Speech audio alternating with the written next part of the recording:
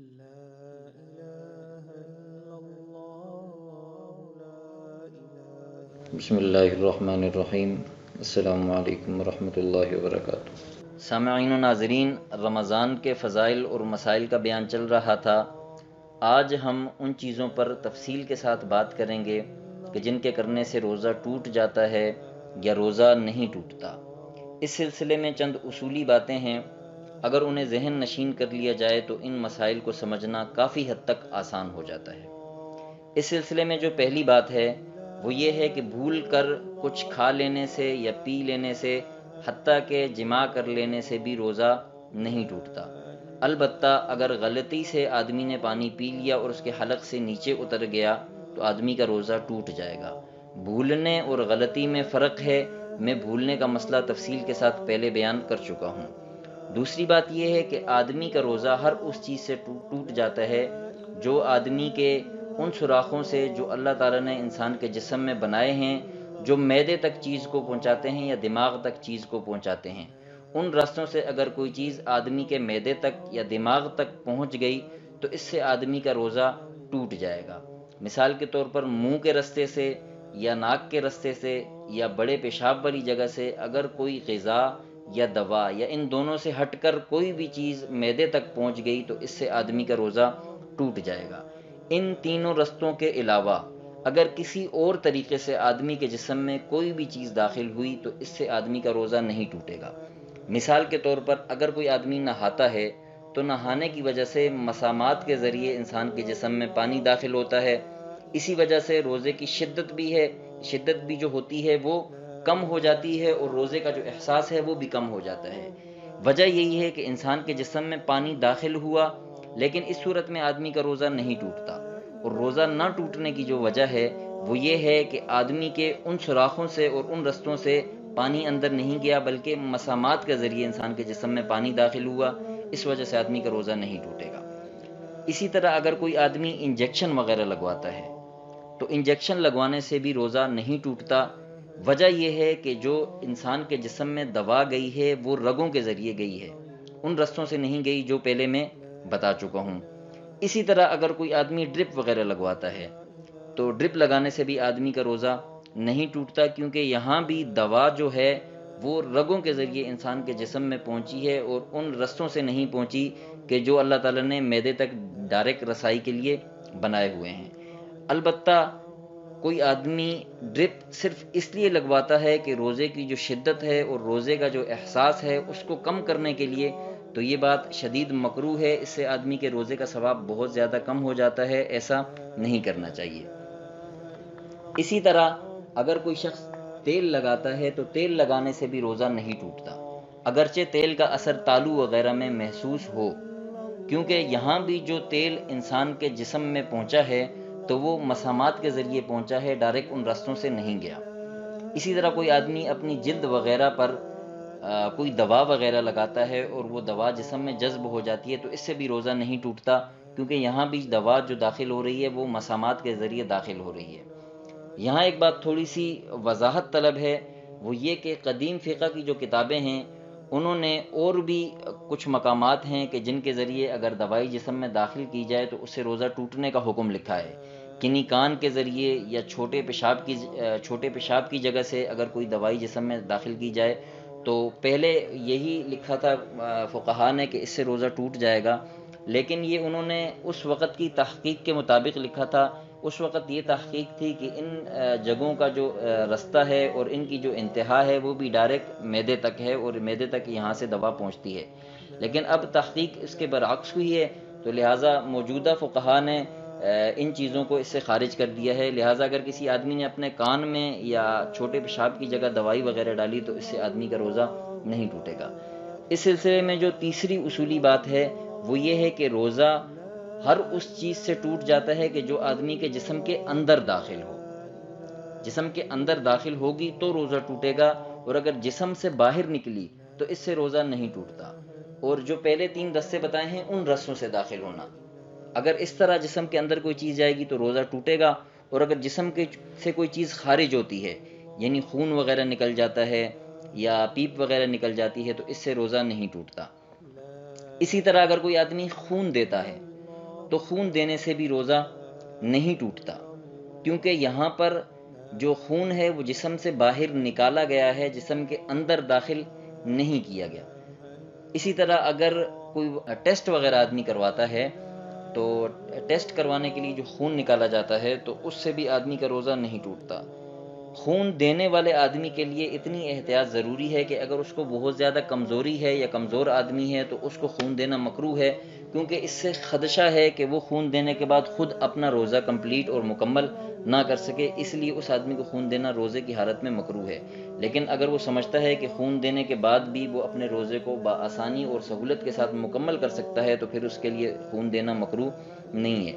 اسی طرح اگر الٹی آدمی کے جسم سے نکلتی ہے اور آدمی الٹی کرتا ہے تو الٹی سے بھی روزہ نہیں ٹوٹتا۔ الٹی میں تھوڑی سی تفصیل ہے کہ الٹی سے کب روزہ ٹوٹے گا، وہ یہ ہے کہ آدمی کو خود بخود الٹی ہو جائے تو اس سے آدمی کا روزہ نہیں ٹوٹتا، تھوڑی ہو یا زیادہ ہو اس سے کوئی فرق نہیں پڑتا، خود الٹی آنے سے روزہ نہیں ٹوٹتا۔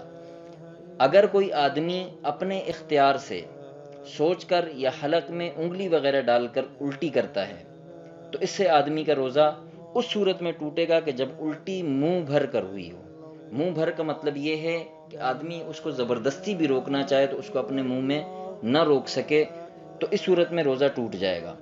اور اسی طرح اگر آدمی کو الٹی ہوئی، تھوڑی سی الٹی ہوئی اور وہ خود بخود لوٹ گئی تو اس سے بھی آدمی کا روزہ نہیں ٹوٹتا۔ البتہ اگر کسی آدمی نے قصدن اور جان بوجھ کر الٹی واپس لوٹا دی اور وہ جو لوٹائی ہے اس کی مقدار چنے کی یا چنے سے زیادہ تھی تو اس سے آدمی کا روزہ ٹوٹ جائے گا۔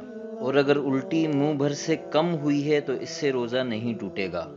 اسی طرح اگر کوئی آدمی اپنی آنکھ میں سرما ڈالتا ہے یا کوئی دوا وغیرہ ڈالتا ہے تو سرما ڈالنے سے یا دوا وغیرہ ڈالنے سے آدمی کا روزہ نہیں ٹوٹے گا، اگرچہ اس کا اثر، دوا کا اثر یا سرمے کا رنگ وغیرہ تھوک میں معلوم ہو اور حلق میں اس کا ذائقہ معلوم ہو، کیونکہ یہاں بھی جو دوا پہنچ رہی ہے وہ مسامات کے ذریعے پہنچ رہی ہے۔ اور دوسرا یہ کہ سرما جو ہے یہ حدیث سے بھی ثابت ہے کہ حضور علیہ الصلوۃ والسلام روزے کی حالت میں سرما لگاتے تھے، تو اس لیے یہاں کسی اور بات کی گنجائش نہیں رہی۔ جب حدیث سے ثابت ہو گیا تو پھر اس میں اور کلام نہیں ہے۔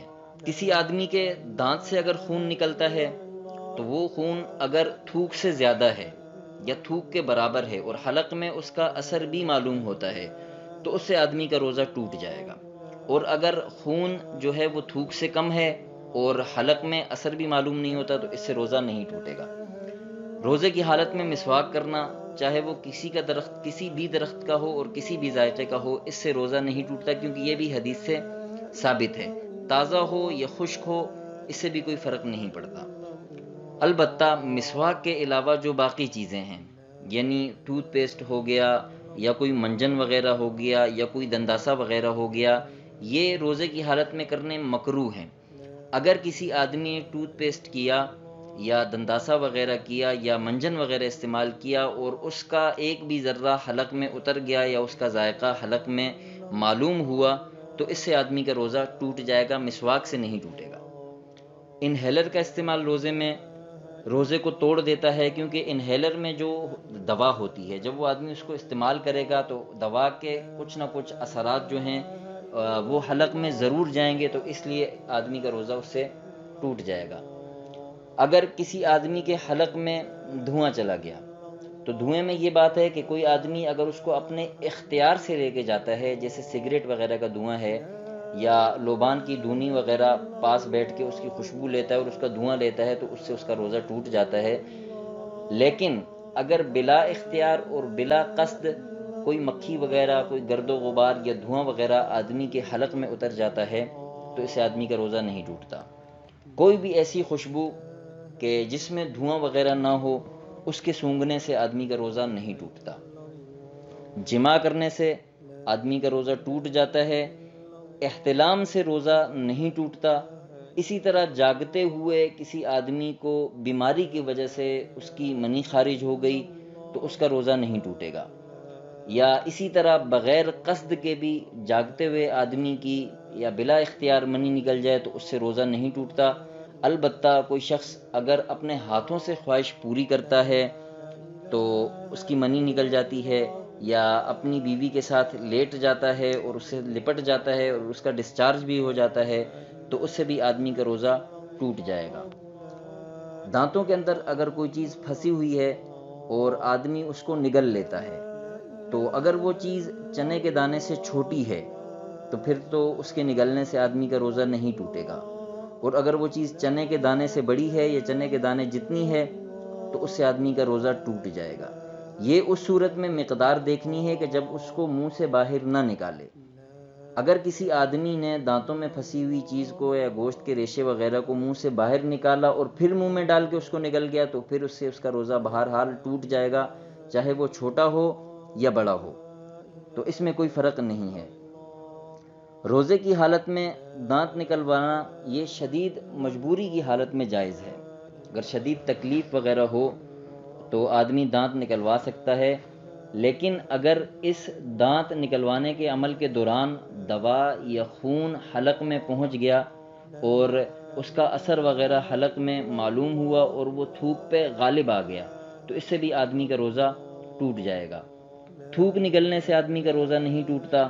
اسی طرح کسی نے سحری میں پان وغیرہ کھایا اور اپنے دانتوں کو خوب اچھی طرح صاف کر لیا اور کلی کر لی، اس کے بعد بھی اگر پان کی جو لالی ہے وہ تھوک میں آ رہی ہے اور ذائقہ وغیرہ نہیں ہے اس کا، تو اس سے بھی آدمی کا روزہ نہیں ٹوٹتا۔ اسی طرح اگر کوئی آدمی ناک بہت زیادہ سڑک لے اور حلق میں اتر جائے تو اس سے بھی آدمی کا روزہ نہیں ٹوٹے گا۔ روزے کے دوران کسی عورت کو مینسس شروع ہو گئے یا روزے کے دوران اگر ولادت ہو گئی تو اس سے بھی اس کا روزہ ٹوٹ جائے گا، یعنی حیض اور نفاس سے بھی روزہ ٹوٹ جاتا ہے۔ مزید اچھی اور اسلامی ویڈیوز کے لیے ہمارے چینل کا وزٹ کرتے رہیں۔ دیکھنے کے لیے شکریہ۔ السلام علیکم ورحمۃ اللہ وبرکاتہ۔